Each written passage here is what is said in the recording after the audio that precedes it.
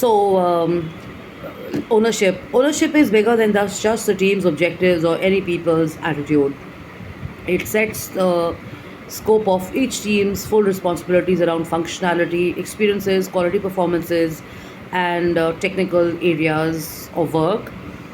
Teams are expected to make the necessary trade offs to better address the work that fits into their scope of ownership. And what does empower mean? Empowerment means different to different people.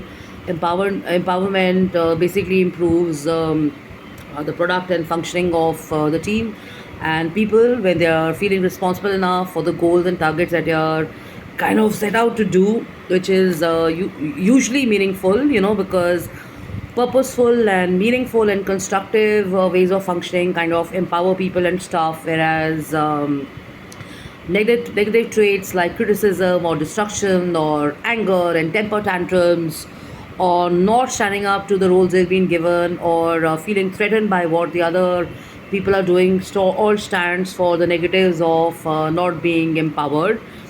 And okay, so the lines read like this. It says, for example, consider a team that has an ownership of a product experience but also requires technical knowledge of one or more complex systems just to make basic changes. Such a team may have a challenge to gain the depth of understanding that they need to innovate in their areas of work and stuff like that.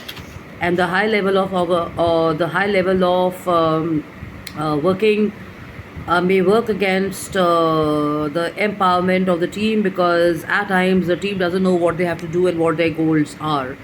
And then it says that empowerment doesn't just depend on the scope of ownership, it also requires clarity of ownership. So, when teams are unclear about their roles and teams are unclear of what they have to do and what they are setting out their day or their mission every day to do, then the empowerment is threatened and the team is in a big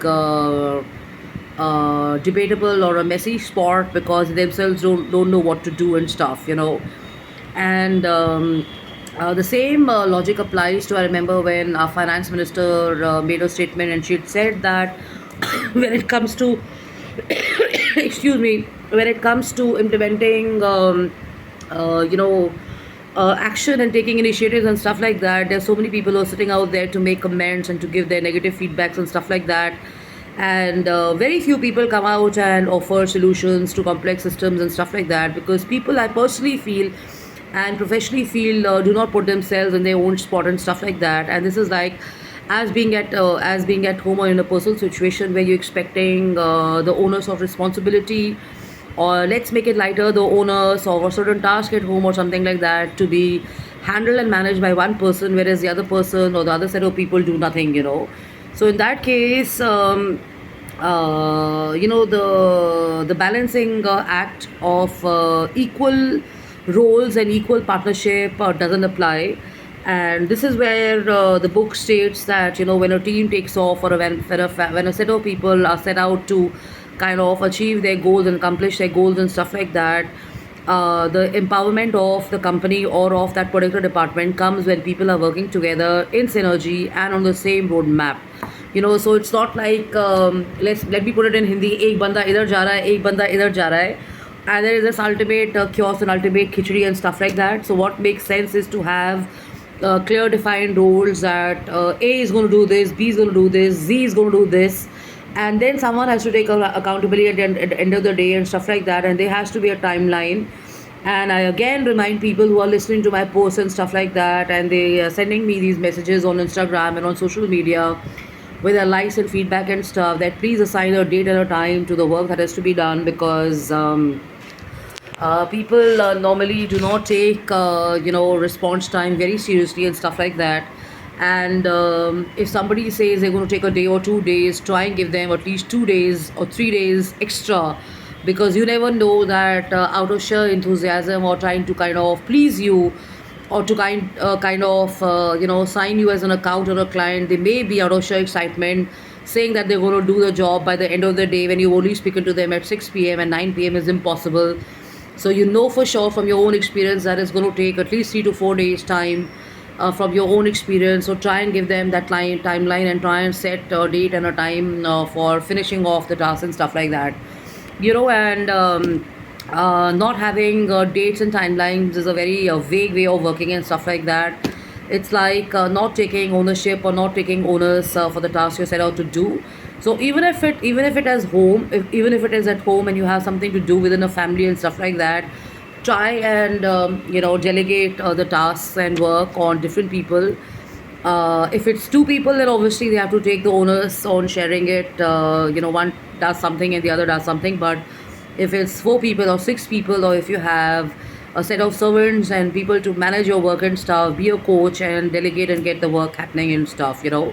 And then you can personally focus your energy on better causes and better conditions and stuff, and look into other areas of concern, probably your health, or probably meeting up with some friends, or kind of participating in some events, or stepping out for a nice walk, or catching up with your mentors, or planning your next event, or maybe watching a movie and stuff like that. Because with ownership comes responsibility, and anybody who's running away from responsibility and ownership is a bad bet to have as someone whom you're relying on and whom you're looking at with a long term strategy or a long term solution.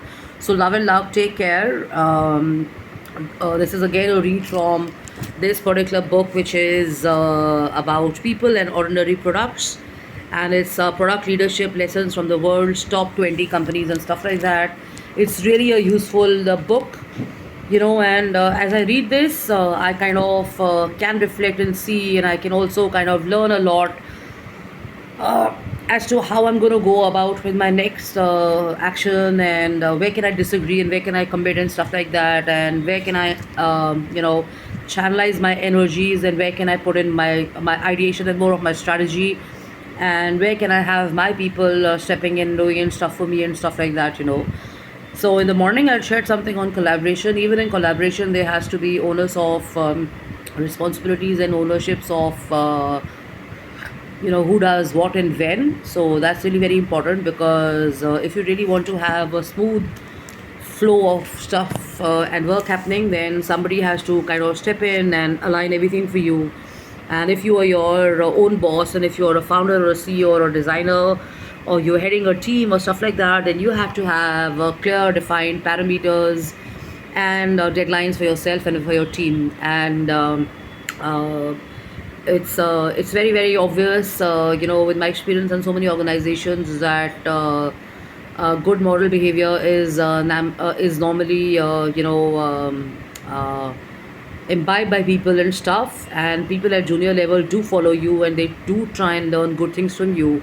So if you can be a good boss, or if you can be a good person, and if you can be teaching people that speaking well and treating people with courtesy, and through your communication and through your coaching and stuff like that, they can take away the fact that they are good people around, then half the job is done, because people are looking forward to associate and be with those who give them good experiences, and not kind of leave bad experiences in their head. Who wants bad experiences? Nobody does, right? I mean, it's easy to be rude, it's easy to be crude, it's easy to be cruel, it's easy to be screaming, it's easy to be throwing your tantrums and your weight around and stuff like that. And trust me, people carry that at home, and that's why the iteration rate of many companies is really high, because people don't like people they work with. So if you really want to kind of have a long-term relationship with people, think backwards and reflect upon your own experiences and what are the qualities you liked in bosses and people whom you worked for, and probably you can apply those in your own domains and areas of work. So love and luck. I'm Jasleen Kapani. Cheers to a Monday evening and feeling better. So have a great week ahead, and stay in touch. And thank you so much for all your messages and emails and compliments and stuff. And please do not call me after weird hours in the night and stuff. I've blocked certain people and stuff, so this kind of behavior is not okay with me. So please try and appreciate and understand that people are not sitting here idle to just have conversations and communication with people they meet online and stuff. They've got better things to do. Probably they're sleeping, or probably they're enjoying a movie, or probably they're doing their own stuff and all that. So please have space and respect people, and follow something known as communication ethics or protocols. which is a very big and useful chapter and an example in communication and telecommunication ethics and stuff like that. Okay, so love and luck. Take care. Bye bye.